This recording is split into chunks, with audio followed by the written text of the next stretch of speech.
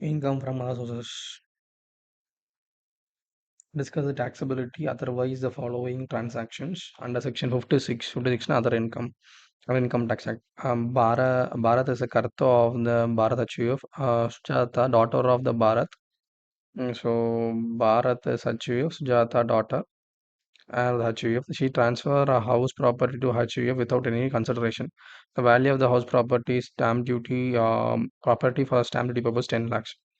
So any transaction between a related party include a member of HUF is exempted. JD Private Limited issued 50,000 equity shares, a face value of 10. As per share, at a premium of 60, okay, face value of 10 and premium of 60 per share. The fair market of the share as prescribed 50. So 50 over that he sold 60, 10% consideration. Okay, issued share. Okay, it's not a big deal. So there's no other income at all. They can charge more income. Okay, immovable property. For first question, HUF transfer. Immovable property being a land or building or both received without consideration by HUF. Its relative is not taxable under section 56 to Act 10. Since Sujata is a member of the HUF, she is a relative of HUF. Therefore, the Bharat HUF receives some house property from the members of Sujata without consideration.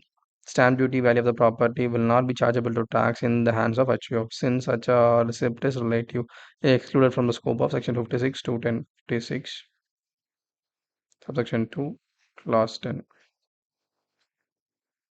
So section provisions 56 to 7b are attracted in the case since the shares are closely held a company issued at premium. That is, issue price is 70, exceed the fair value of 10. The consideration received by the company excess of the fair value of the shares will be taxable under section 56 7b. Therefore, 10 lakhs will be charged charged to be income chargeable under heads of income from other sources in the heads of JD Private Limited. Something is sold more than its fair value, so fair value who is saying so evaluation report. So 56 subsection O 2 clause 8b 7b is chargeable under the section that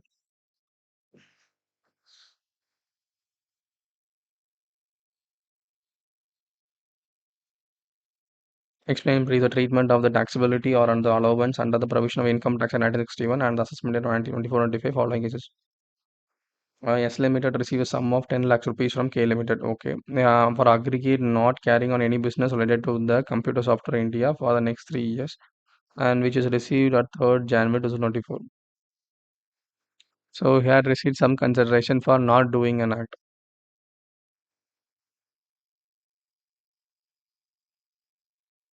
Not doing an act is also a service.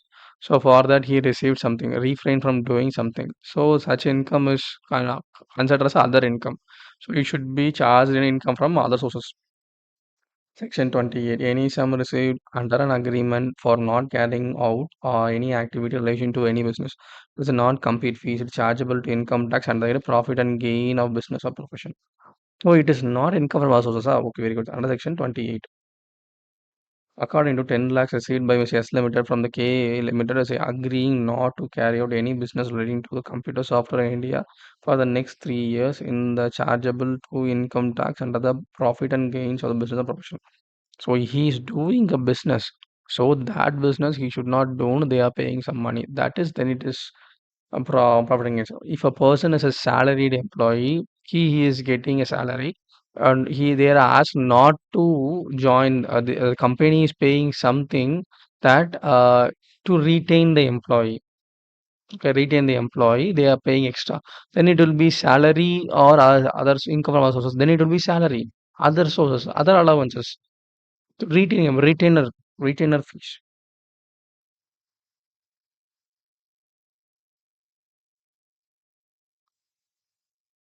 Hmm. Manas is a distributor of lottery ticket. He won 6 lakhs as a prize money and unsold lottery ticket. It was offered as a business income. The assessing officer wanted to tax the same as a lottery winning as a rate of prescribed in section 115 BB as justified. So lottery ticket he have lottery now usually taxed at 30 percentage, but a business is taxable after booking expenses. In this case, a lottery dealer has lottery, unsold lottery win into consideration. Whether it's a business income or a lottery income, it's a business income because of doing something. He bought it, he need to sell it. Commission income is the most of his income in this business, but he got a winning out without not selling that. It's due through his inventory. Okay, whether it is it's a business income. So issuing under the consideration whether winning of prize money or unsold lottery money held by a distributor of lottery can be subject to tax rate of 30% section 105 BB. Now, CIT versus Manjo and Co. The Kerala High Court observed that the receipt of winning from a lottery by the distributor is not account of any physical or intellectual effort made by him and therefore cannot be said income owned by from his business. In the unsold lottery tickets case, we stock in trade of the distributor because after the draw, these tickets are unsaleable and has no value except waste paper value, and the distributor will get nothing on account of a ticket expect any prize winning ticket if he held by him, whether it is produced or entitle him other prize money. Again, the receipt of the prize money is not in capacity as a lottery distributor, but the holder of lottery ticket which wants a prize. The lottery department also does not treat it as a business income received by the distributor, but instead treating as a prize money paid on which taxes the record source. Further, winning of the lotteries are accessible under the special head of 115 BB. 115 BB irrespective of the head under the income force. Therefore, the Kerala High Court held that rate of 30% prescribed section 115 BB would be applicable on the prize money winning received by the distributor on the unsold ticket on the unsold lottery ticket held by them. Applying the rationale of the Kerala High Court ruling in the case on the hand, assessing officer intention of tax on the prize money received by the distributor on unsold lottery ticket held by the assessee at the rate of section 115 BB justified. So even we thought so it is in business income, but the retention.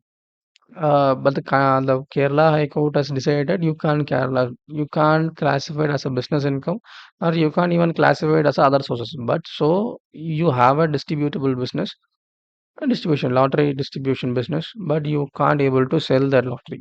So what to do? You're not able to sell, but after the result has been declared, the declared lottery ticket is unusable. It's waste paper. So what? Such such thing is subject to section. They brought in a new section 115 B. Under the section, the winnings which you bought is subject to 30% tax. No escape. I'm like, Mr. Santanam hold 25% power of VK's Manufacture Private Limited. Permitted his own land to be mortgaged to bank. So he owns voting powers of it, but he permitted his own land to be mortgaged to the bank to enable the company to obtain a loan of Mr. Santanam. Requested the company to release the property after the mortgage. Company failed to do so, but retained the benefit of bank loan. It gives advance of 10 lakhs to Mr. Santanam, which is authorized to be a resolution passed by the board of directors. The company accumulated profit on the day of advance was 50 lakhs. Assessing our proposed that the tax amount 10 lakhs will be invoked in provision section 2 to be deemed dividend. They are saying whether this is correct or wrong. So even though they say it's a deemed dividend, as per the judgment, it is not deemed dividend because even though he's a shareholder, he provides this property to the company gets a benefit. So out of that, he is giving an advance that is not be considered as a dividend. Issue under consideration whether loan or advance given to shareholder by the company return of advance or benefit contributions by the company by shareholder can be deemed as a deemed dividend under section 222E of Income Tax Act 1961 in the hands of shareholder. In fact, the case is similar to the Tabi Kumar Malhotra CIT where the above issue came up before the Calcutta High Court. The High Court observed that the fees, by the way of advance or loans appearing section 222, must be construed by means that these advances or loans which a shareholder enjoys simple on the account of being a person who is the beneficial owner of the shares, not being a shares entitled to fixed rate of dividend, whether or without the right to participate in the profit, full or not less than 10% of voting power. In this case, loan was advanced to given to such shareholder as a consequence of any further consideration received from such shareholders would be beneficial to the company. Such advance or loan cannot be deemed a dividend within the meaning of the act. The gratuitous loan advance given by the company to shareholder who is beneficial owner of the share holds not less than 10% of the voting power would come to the previous section 22E to the extent that accumulated profit of the company, but not the cases where the loan advance is given the return of the advantage conferred upon the company by such a shareholder. In this case, advance of 10 lakhs was given by VKS manufacturer to Mr. Santhanam holding 25% of voting share in lay of non-release of personal property from a mortgage, thereby enable the company to retain the benefit of loan obtained from the bank. Therefore, applying the rational Calcutta High Court ruling, Pratap Kumar Malhotra case, such advantage cannot be bought with the preview of Section 222E. Section 2, subsection 22, since was not in the nature of gratuitous advance but is given to protect the interest of the company. The proposition of the assessing officer on taxing the amount of 10 lakhs invoking provision section 22E in the case therefore it is not correct. So I said no, it is not a deemed different. That is judgment. Discuss the ability of the following recipient during the year end 31st March on the hands of Mrs. Jyoti under the income tax 1961. What? Gift of 60,000 cash from his sister, another father's sister, whose auntie from a birthday he received, who gift he received. Is 60,000 is taxable, up to 50,000 is exempted any gift. 60,000, 10,000 is taxable, 60,000 is taxable. I mean, see. But is she a relative? She's a relative. She's a relative. See, father is relative. Father's sister is a relative. She's a relative. We'll see. Father, sisters are related in section 56 to certain gift from relative is not acceptable. Acquired a vacant site from a grandfather's younger brother. The stamp duty value of the land is 3 lakhs and the consideration pay was 2 lakhs. 1 lakh is acceptable. Grandfather is relative. Grandfather brother is not relative. Grandfather brother is not related as well as 56 subsection 2 clause 10. So the difference of 50,000.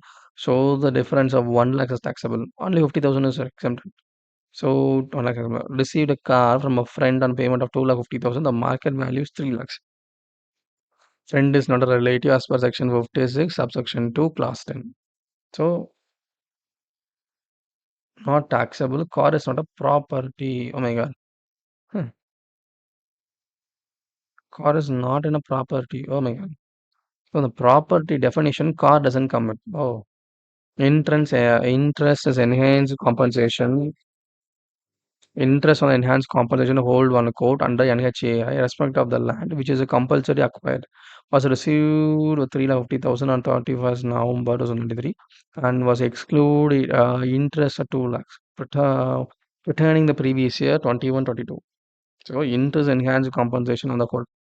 Also compensation received in regarding to the property acquired by NHAI whether it is subject to capital gain under subject to taxable capital gain. So taxable under the section 145A or reduction of 50% available, so 145 is taxable. So 2 lakhs na 50% of section 145. Section 145A or 50% taxable. Okay. Received a cash gift of 115,000 each from 3 other friends taxable. Yeah. Taxable, but the same year if you accumulate everything, then it's not taxable. And in Jyoti, already he had received 50,000, na? So right now it is taxable if we say in contention. But in the different financial year, if you say it is not taxable. Total gift, to the year we can give only 50,000. So this answer is not correct, but I can say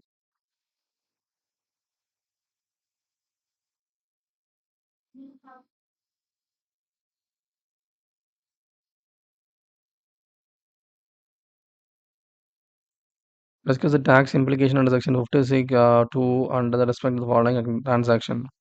Mr. Anava Mr. Animudi received a painting of Ravi Raj Verma for 65,000 from his nephew by the gift of 25th. Wedding anniversary. Okay. So wedding anniversary, whatever received is exempted. Yeah. Under section 56(2)(x), the condition 56(2)(x), whether the individual received any property other than immovable property without consideration, the aggregate market value exceed 50,000, such property would be chargeable to tax under the income from sources. As per the clause explanation to 56(10), the painting was included in the definition of property. 56,000 as a fair market value of the painting would be taxable on the hands of Mr.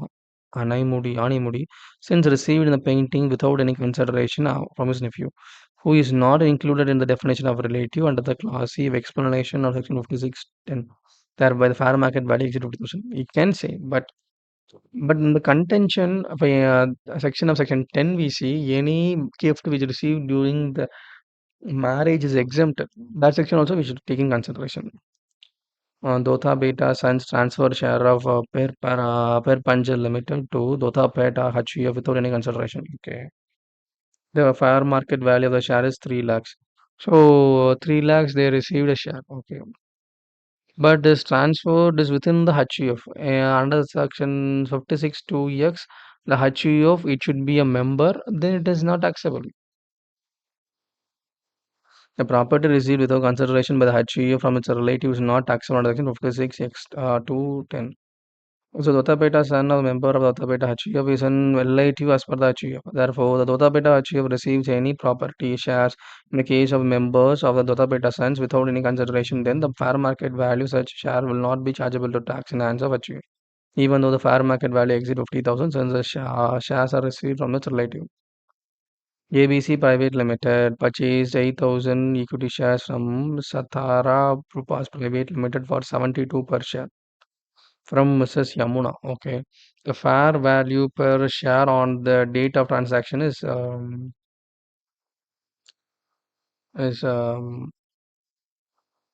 90. Good.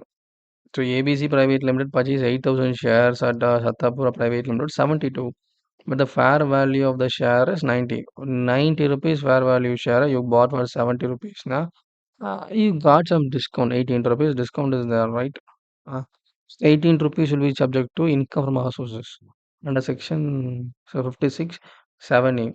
So when whereas a closure closely held company receives any previous year in any previous year from any of the person under any property being shares of another closely held company of the inadequate consideration, the difference between the aggregate fair value of the shares and the consideration paid for the purpose of the shares is deemed to be income in the hands of purchase under section 56 to 7A. If the difference exceeds 50,000. According to the case, the difference of 1,44,000, that is 90 minus 72, 18 into 7,000 is section 56, subsection 2, clause 7A. 7A is taxable under the hand of ABC Private Limited. Hence, the recipient closely held company since a purchase share of Saraptra Private Limited, another closely held company is inadequate consideration and difference between the fair market value and the purchase price exceeds 50,000. Well,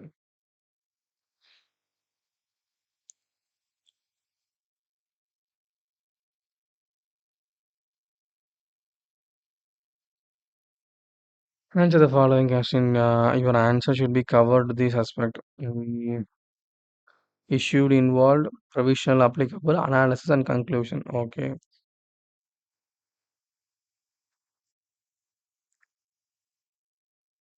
Mr.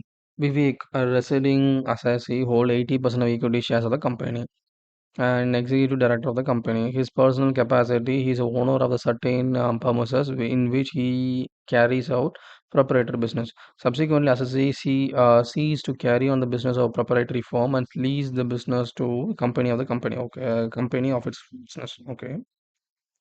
Company incurred 3.2 crores towards construction and improvement of this premises. Is continue to use otherwise than the owner, other than as a owner of the person. Assessing of his health that the amount spent by the company towards the repair and renovation of the building is taxable and deemed dividend in the hands of assessee. So issue involved is what a director's building is used by the company and they incur repair expenditure, renovation expenditure. So whether the repair and renovation expenditure is a dividend to the director.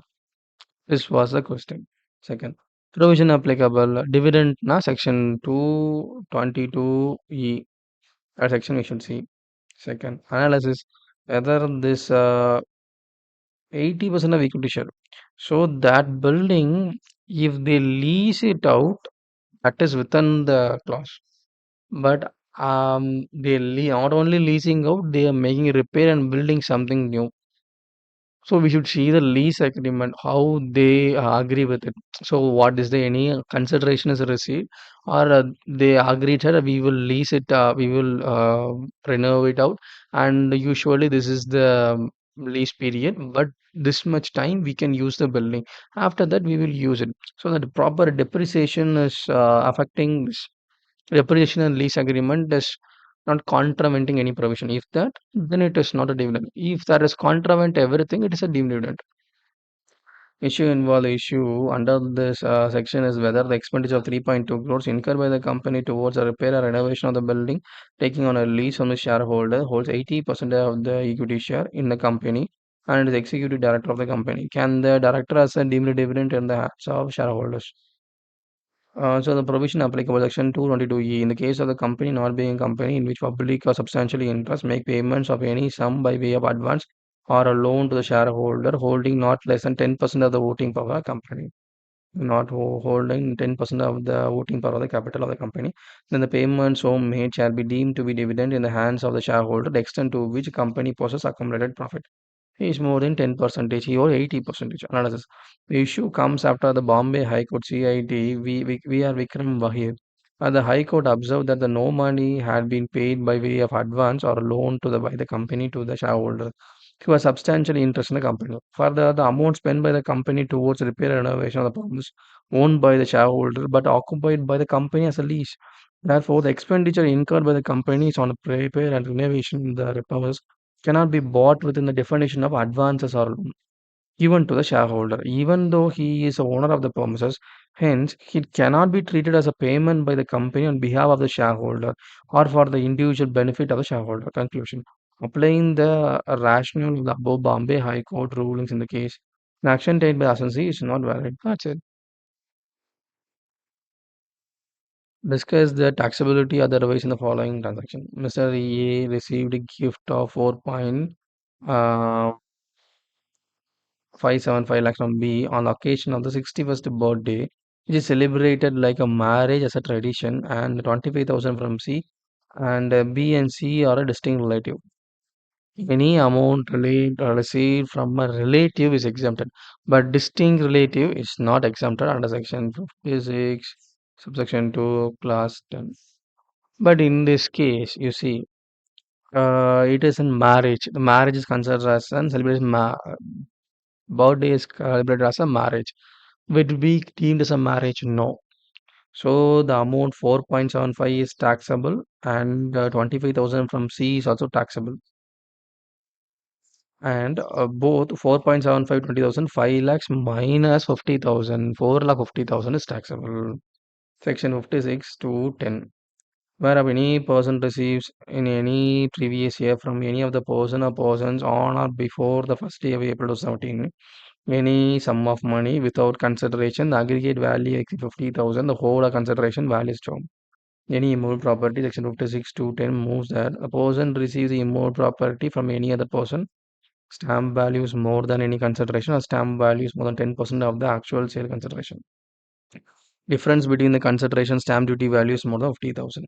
If the difference is satisfied, the difference between the consideration stamp duty value is taxable and the income in the hands of recipient is 56.2 and the income from sources. Okay. So any property other than immovable property without consideration, the aggregate value, market value exceed 50,000. The whole of the aggregate fair market value property is 50,000. For the consideration, aggregate of the aggregate fair market value of the property by an amount exceeding 50,000.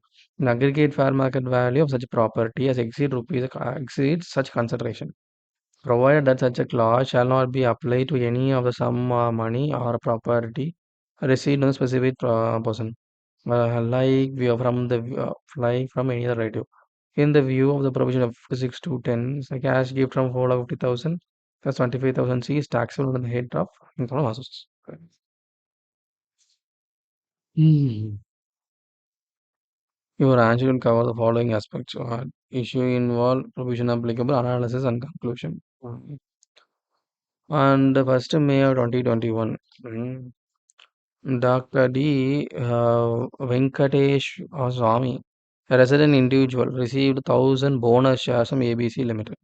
And he held 1,000 equity shares. A Limited, AO held that since AO is not paid any consideration on the bonus share. He was under the obligation, the law, the offer, the market value of the income, under the income from other sources under Section 56 to 7C or that. AO computed the fair market value of the bonus shares and added to the amount of income and Vikata is an income from other sources. But the decision is AO is correct or not. Bonus shares. It has been issued. So the bonus share to be issued, what should be there? There be retained earning should be there. Retained earning.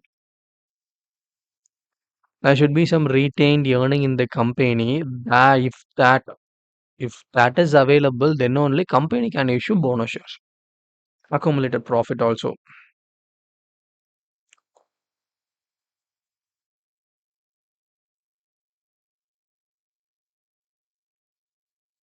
So in this case, we see company has given bonus shares. The assessing officer is stating so it is deemed dividend. It's also deemed dividend. They say. So what is your intention? My intention is share being issued. Okay, I have not received any cash. The shares, when I sell it out, it should be charged to capital gain. It should not be charged to income from sources. The issue under the consideration is bonus shares received by the shareholder would be taxable under the head income from other sources as per the provision of section 56 to 10 as they are received without any consideration. The provision applicable section 56 to 10 bringing the tax under sum of money or value of property received by the person without consideration for inadequate consideration from any person. Analysis: when a shareholder gets a bonus shares, the value of original shares held by him goes down. The market value as well as intrinsic value of two shares put together will be the same as nearer to the same as the original share before the issue of ownership. Thus, the profit derived from the assessee shareholder on the account of receipt of bonus share is adjusted by depreciation in the value of the equity shares originally held by them.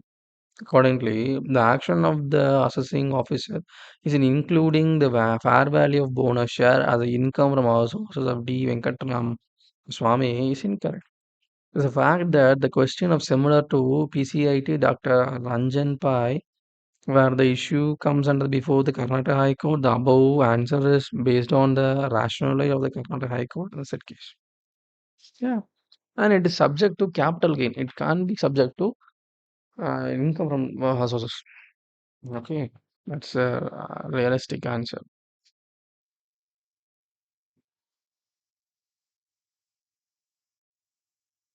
Um,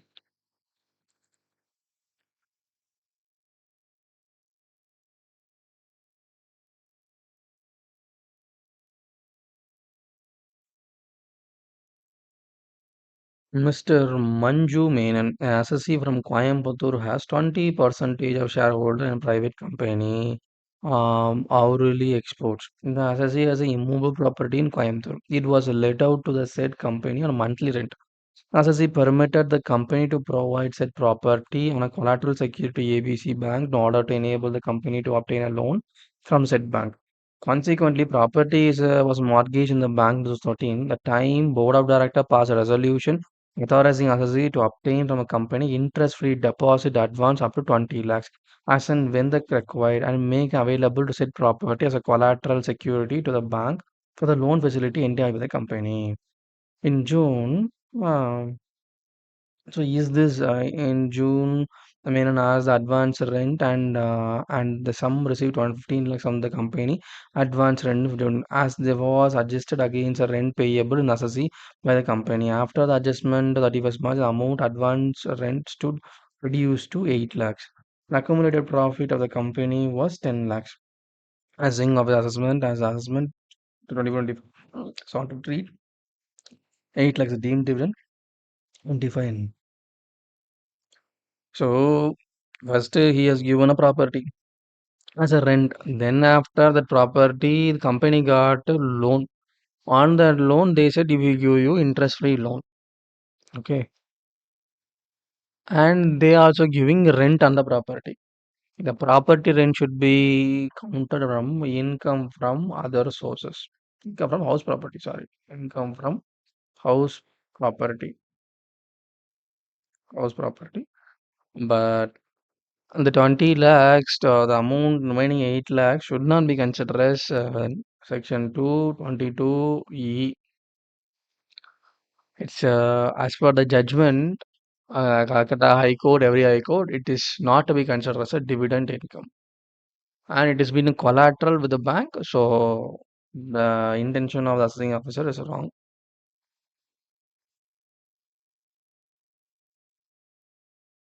Income from other person included in assessment of total income. Mr. A has a gift a house property value of 50 lakhs to his wife, and Mr. P, who in turn has gifted the same to Mrs. C,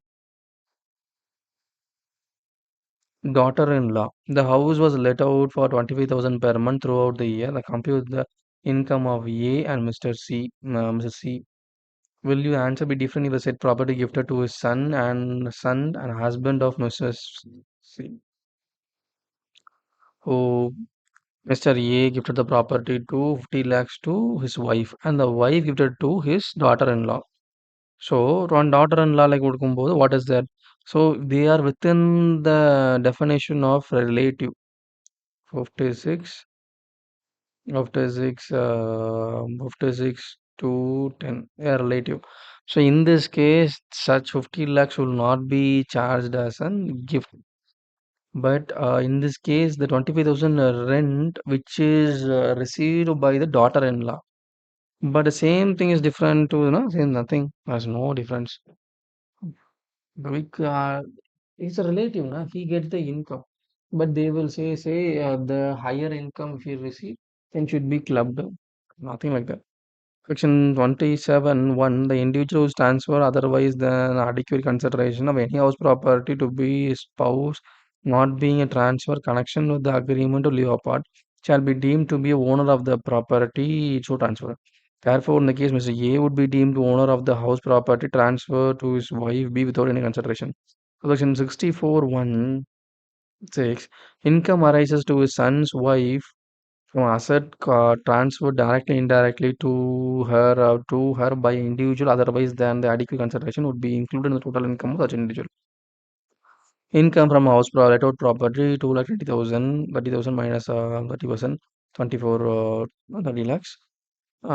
In this case, the income to 10,000 from a let out property arising to Mrs. Yes, being Mr. A's son's wife would be included in the income of Mr. A, applying the provisions under 27 and 64(1)(6). Section 27(1) and 64(1)(6). Such income would therefore not be taxable in the hands of Mrs. C. In the case property is gifted to Mr. A's son, the clubbing provision of 64 would not apply. Since the son is not a minor child, therefore the income to like 10,000 relating of property gifted to son would be taxable in the hands of the son because it is in. And it would be noted that the provision of 56 to 7 would not be attracted in the hands of the recipient house property since the receipt of the property in the case was a relative such as individual. Therefore, stamp duty value of the house property would not be chargeable to tax in the hands of a recipient of immovable property, even though house property was received by him without any consideration.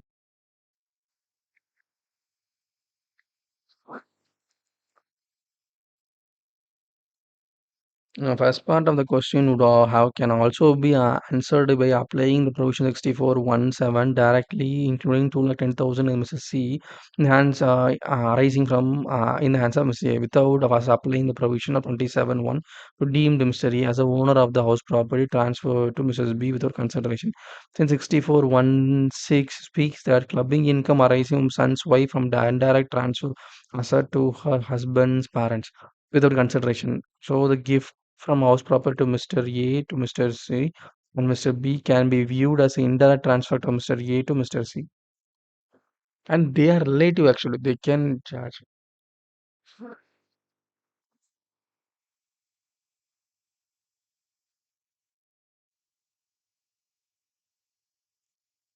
Mr. Vasudevan gifted the sum of 6 lakh to his brother's wife. And for June 23, 14 June 23, on for 12th June 23, brother gifted the sum of 5 lakhs to Vasudevan's wife. The gift amount that was invested as a fixed deposit and Mrs. Vasudevan and the wife of Mr. Vasudevan's brother at rate of 9%. This was the consequence of the above provision of income tax act. So gifting some things to brother's wife. Is it a relative? No. So to at the same time gifting something is not. So 6 lakhs to be taxable, 5 lakhs is taxable. Clubbing income also derives. Oh my god. Hmm. In the given case, Vasudevan gifted 6 lakhs to his brother's wife. Is simultaneously brother gifted 5 lakhs to Vasudevan's wife. The gift amount was invested in the fixed deposit in the bank of Mrs. Vasudevan and the brother's wife. This transfer was in the value of cross transfer.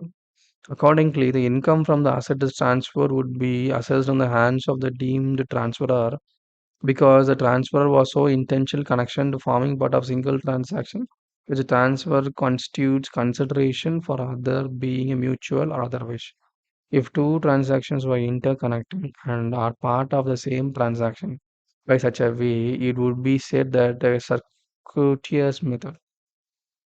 Circuitous method was adopted as a device to evade tax. The implication of the clubbing provision would be attracted. It was so held Apex Code CIT Keshavit Moraji. According to the interest income owned by Mrs. Vasudevan, the form of interest in the fixed deposit would be included in the total income of Mr. Vasudevan. The interest income arising from the hand of his brother's wife is taxable as Mr. Vasudevan brother as of section 5064(1). This is because Mr. Vasudeva and his brother are in the indirect transfer of the income to its respective spouses in its intention to reduce the burden of taxation. In this case, Mrs. Vasudevan brother interest income owned by the spouse, fixed deposit 5 lakhs alone will be included in the not and the interest income on the entire fixed deposit of 6 lakhs, since the cross the transfers only extend to 5 lakhs.